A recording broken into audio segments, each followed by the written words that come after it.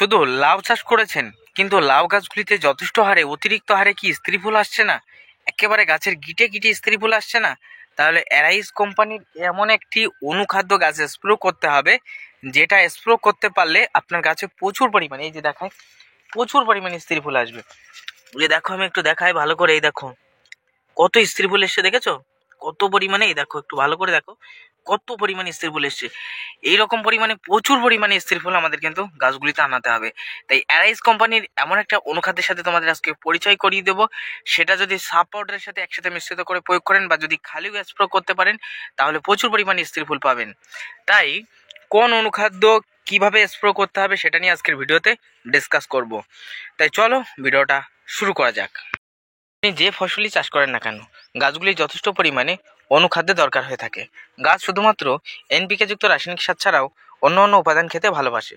যেমন লাউ গাছের ক্ষেত্রে যেমন রয়েছে zinc, boron, folic acid, humic acid, এই সমস্ত উপাদানের দরকার হয় এবং যার ফলে গাছগুলি অতিরিক্ত হারে এইরকম হারে স্ত্রী ফুল আনে। এই যে দেখতে পাচ্ছ, এই দেখো কেমন হারে স্ত্রী ফুল এসছে এক জায়গায়, শুধু এক জায়গায়। আমি কিন্তু একেবারে লাইভ দেখাচ্ছি, এই দেখো আমার হাত দেখতেই পাচ্ছ, আমি পুরো লাইভ দেখাচ্ছি, আমি কোনো কিন্তু মিথ্যা কথা বলছি না, পুরো লাইভ দেখাচ্ছি। তাই শুধুমাত্র এনপিকে যুক্ত খাবার না, এর সাথে সাথে অনুখাদ্য কিন্তু স্প্রে করতে হবে। করলে কি হবে আমি তোমাদের একটু লাইভ দেখাই।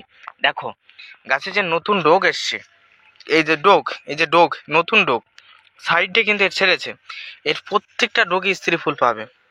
এই দেখো এই একটা, এ দেখো এই একটা, এ দেখো এই একটা, এ দেখো এই পাশে দেখো এই একটা, এ দেখো এই মাথায় দেখো, এই মাথায়, এই দেখো হাতে এখানে একটা স্ত্রী ফুল দেখতে পেয়েছো।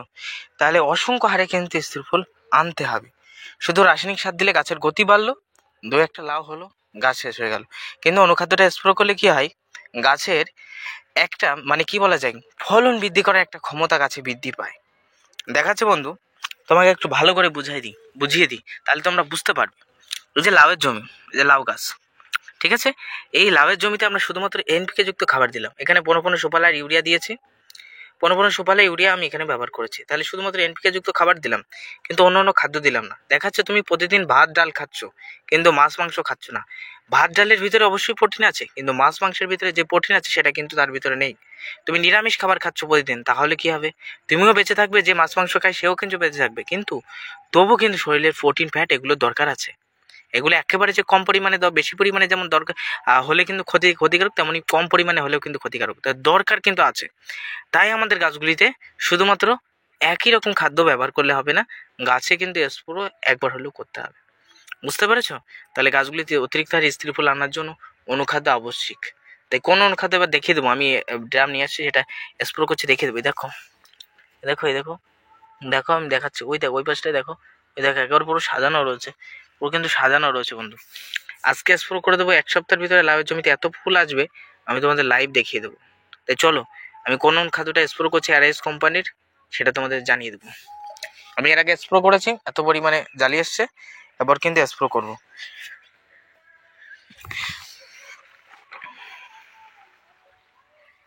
দেখো এই দেখো, দেখো গিটে গিটে একেবারে স্ত্রী ফুলে, দেখো দেখো গিটে গিটে, দেখতে পাচ্ছ? এই ফুলটা কিন্তু আগে হওয়ার কথা, কিন্তু এই ফুলটা দেখো আগে, তার আগে হয়ে গেছে, দেখেছো? কথা এই পাশ না, শুধু এই পাশ, শুধু এক পাশ দেখালে হবে না, এই পাশটাও দেখো, দেখো এই জায়গায় দেখো, এক জায়গায় দেখো তিনখানা রয়েছে, আরও কিন্তু অসংখ্য রয়েছে। আমি ওতে দেখাতে পাচ্ছি না, আমি সরাসরি একেবারে চলে যাচ্ছি, নাহলে ভিডিও লং হয়ে যাবে। আর যাদের গাছগুলির পাতা এরকম ছোপ ছোপ দাগ হয়ে যাচ্ছে, একটা ফাঙ্গিসাইড স্প্রে করবে, আর যেগুলো হয়ে গেছে সেগুলো কেটে ফেলে দেবে। আমি তাও বলে দেবো এই ভিডিওতে, ধৈর্য ধরে থাকো। আর জালি এরকম পড়ার সঙ্গে সঙ্গে জালিগুলিকে লাভিয়ে দেবে, তা না হলে জালি কিন্তু টেরা বাঁকা হয়ে যাবে। বুঝতে পেরেছো? চলো এবার কোন খাদ্য স্প্রে করছি সেটা দেখিয়ে দেবো। আমি কিন্তু বর্তমানে ড্রাম নিয়ে চলে এসেছি, এই যে ড্রাম কিন্তু আমি নিয়ে চলে এসেছি, এই ড্রাম দেখতে পাচ্ছ, দেখো জলটা কেমন হয়ে গেছে, পুরো কালো হয়েছে না, কালো হয়ে গেছে। দেখো দানাদার অনুখাদ্য, এই দেখো দানাদার অনুখাদ্য, এই অ্যারাইজের ন্যানোজিম, ঠিক আছে, আমি দেখাচ্ছি খুলে।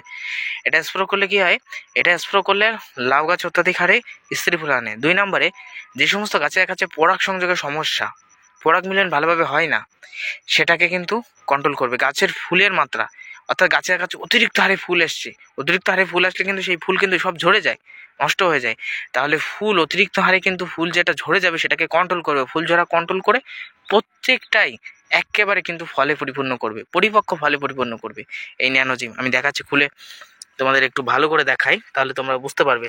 আর এই দেখো সাব ফাঙ্গিসাইড নিয়ে এসেছি, দুটো একসাথে নিয়ে এসেছি,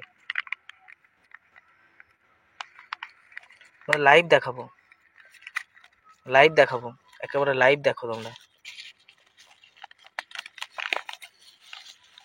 দেখো, দেখতেই পাচ্ছ কি লেখা রয়েছে, ডিলাইট বায়োসিমল্যান্ট, দেখতে পাচ্ছ ন্যানোজিম। এটা কিন্তু একটা অ্যারাইজ কোম্পানির, এটা অ্যারাইজ কোম্পানির।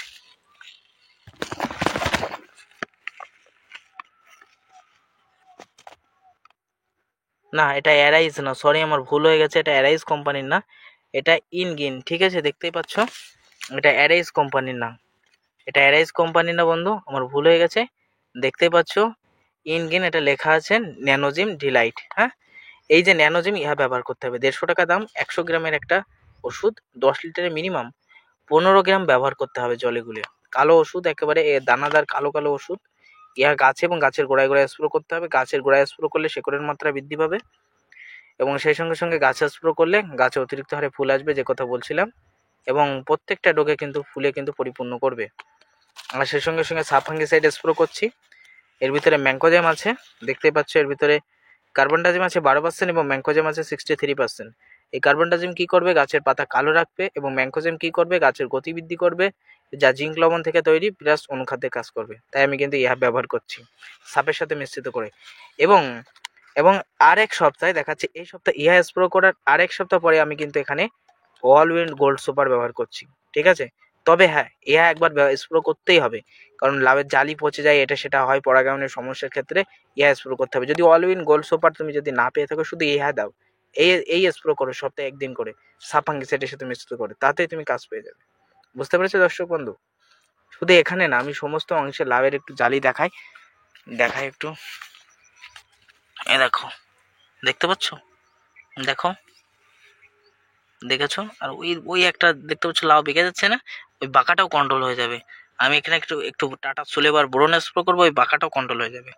তাহলে তোমরা দেখতেই পেলে কেমন হারে কিন্তু গাছগুলি তিস্তি ফুল এসছে, প্রচুর হারে। এই দেখো একটা ডোগ, এই একটা ডোগে দেখো, এ দেখো, এ দেখো কেমন পরিমাণে এসছে, দেখো, শুধু এই ডোগটা না, সমস্ত ডোগ, প্রায় সমস্ত ডোগ, এই দেখো, এই দেখো, এই দেখো, এই একটা, এই দেখো, এই একটা, এই দেখো, এই এই এই দেখো কত পরিমাণে ডোগ এসছে।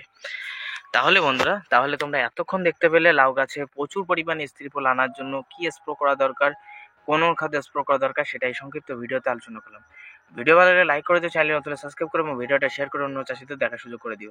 আজকের ভিডিও এখানে শেষ করছি, সকলে ভালো থাকবেন, সুস্থ থাকবেন, টাটা।